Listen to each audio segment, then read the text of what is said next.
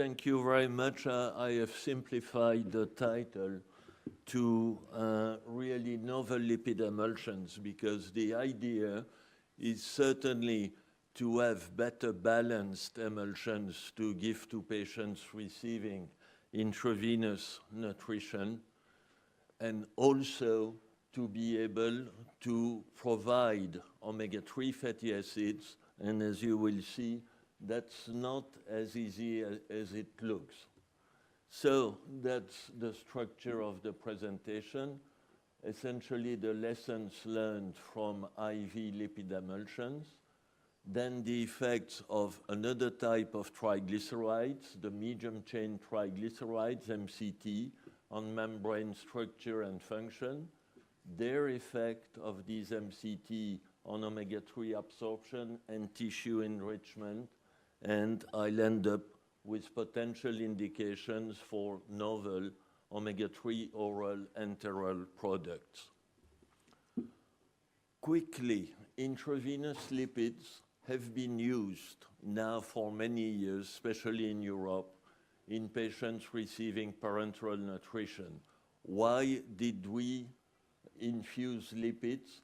Essentially, to avoid the complications of excessive glucose intakes, which are fatty liver, which are high CO2 production, and providing lipids in parenteral nutrition balances that, decreases CO2 production. Also, the fatty acids which are provided intravenously are efficient energy substrates, especially in patients in acute conditions, so after trauma or post-surgery. And in our opinion, for many patients, lipids may account for certainly 30 and sometimes up to 40% of the energy intake. As you have seen and heard from Richard's presentation, some lipids, the essential fatty acids, are very active biomolecules, and we will see that not all fatty acids have follow the same metabolic pathways.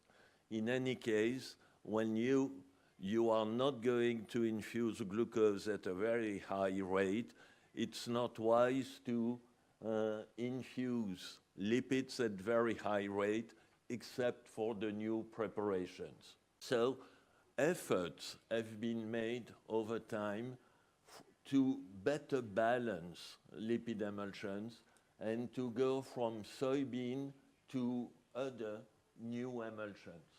Soybean oil contains more than 50% linoleic acid and only 7 to 9% of alpha-linolenic. And it is possible, efforts have been made to decrease omega-6 and substitute with other fatty acids. We have selected the first line, including medium-chain triglycerides, to dilute soybean oil and to benefit from the properties of medium-chain fatty acids. Also, the regular soybean oil has a low alpha-tocopherol content, which is associated to a risk of lipid peroxidation, and either you increase the alpha-tocopherol content or you use substitutes. What has been selected by our lab and our clinical unit is to use MCT-LCT emulsions, that was years ago, to dilute the soybean with medium-chain triglycerides. So the result, as measured in patients even over months or years, are that by decreasing linoleic intake, you balance the fatty acid pattern and it may remain balanced. The only problem is that you don't raise omega-3. I'll come back to that. By decreasing the content of linoleic, you decrease the risk of lipid peroxidation. Medium-chain triglycerides are smaller molecules. They are present in fairly high concentration at the surface of the lipid emulsions, and they are rapidly hydrolyzed by lipoprotein lipase. That's certainly a good property.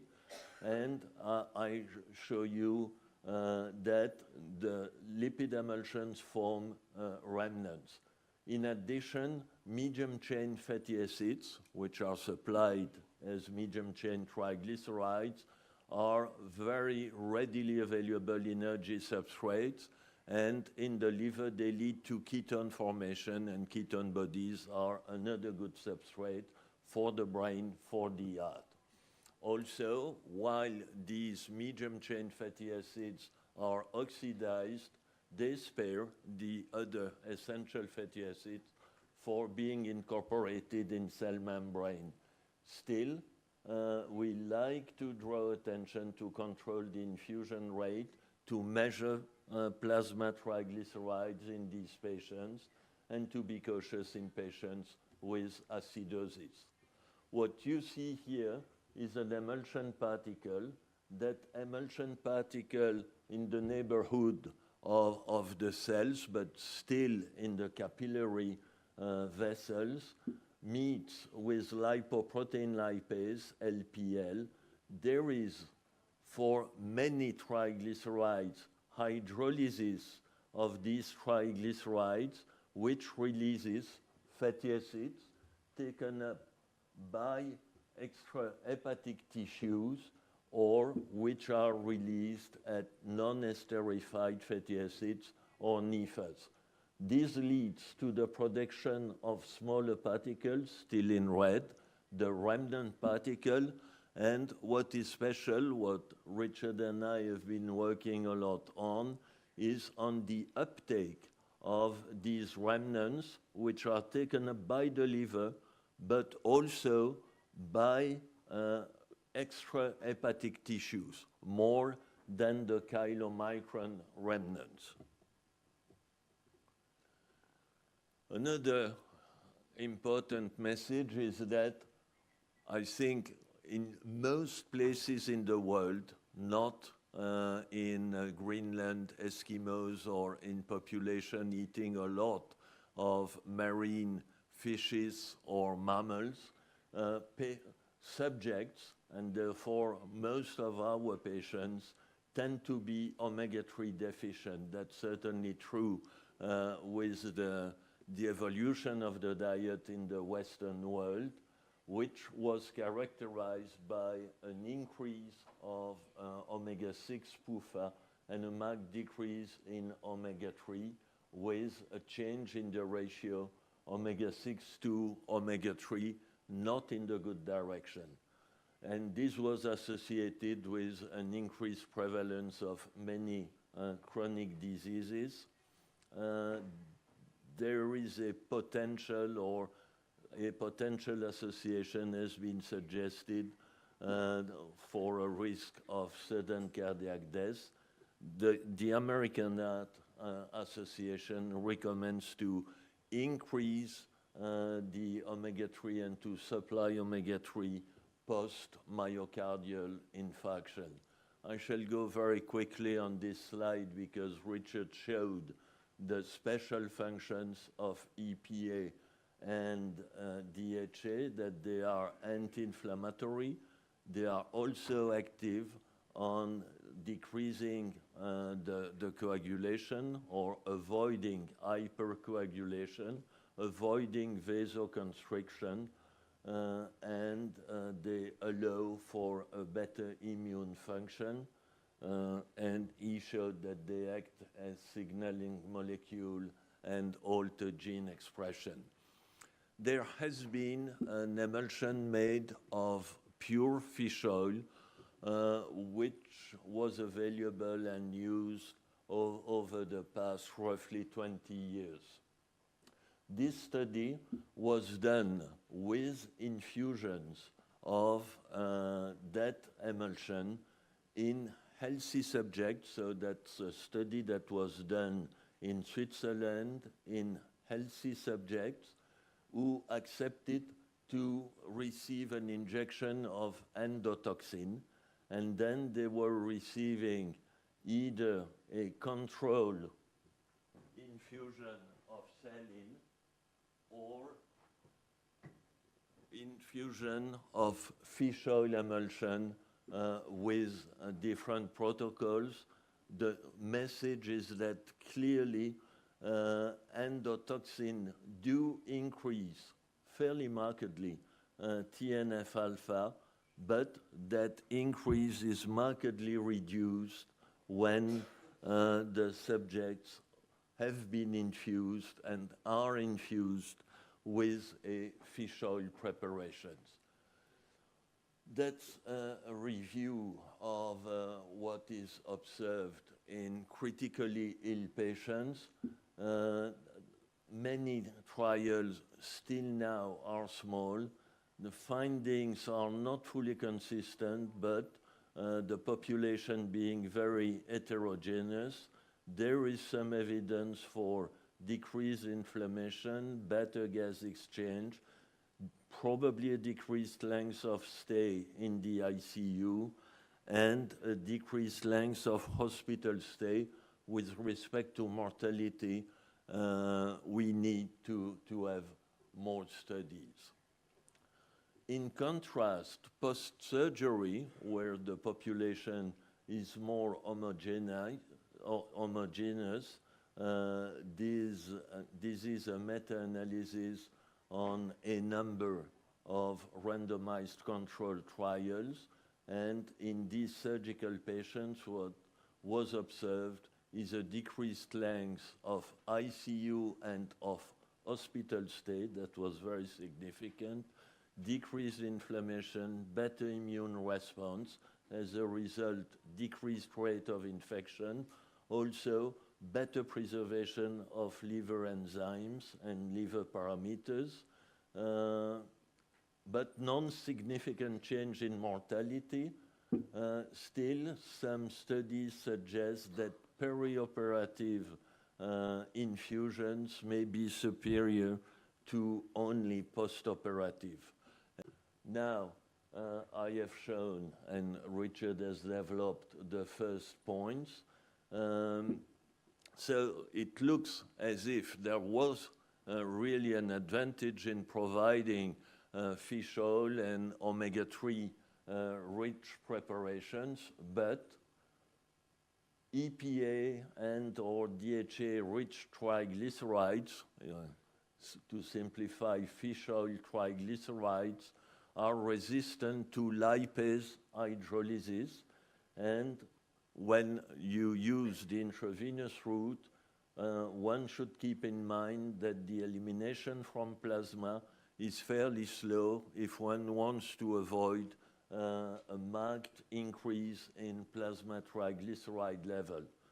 When you use the oral or enteral route, the other problem is that omega-3 fatty acids are slowly absorbed by the intestine.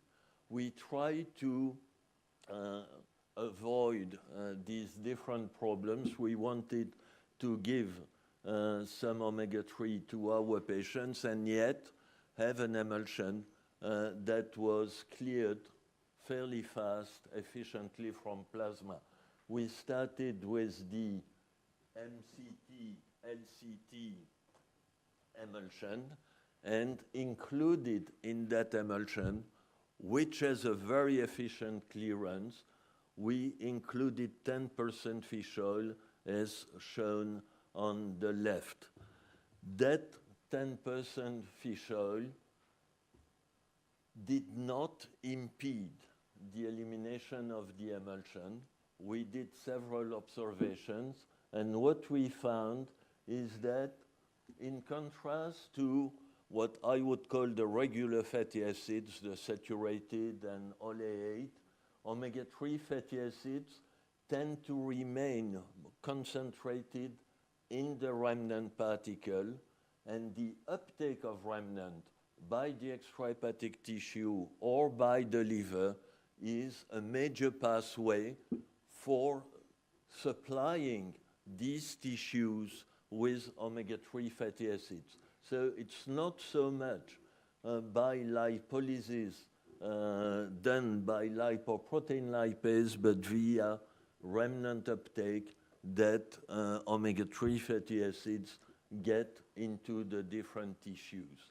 So when we consider the omega-3 PUFA delivery to tissues, again, fish oil triglycerides, poor substrates for lipoprotein lipase, direct particle uptake is an important pathway, and when you use MCT in the emulsions, it leads to the formation of small remnants with a very good plasma clearance, and particle uptake is also very efficient. From there, we try to develop a preparation with a very good clearance that could be injected.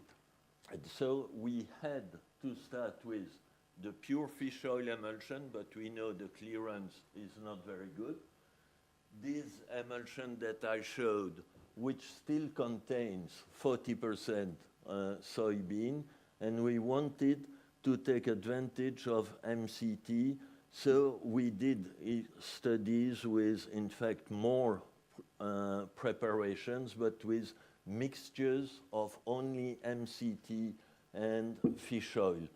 For the in vivo study, we used only this MCT fish oil. I'll show you later the injection in the volunteers.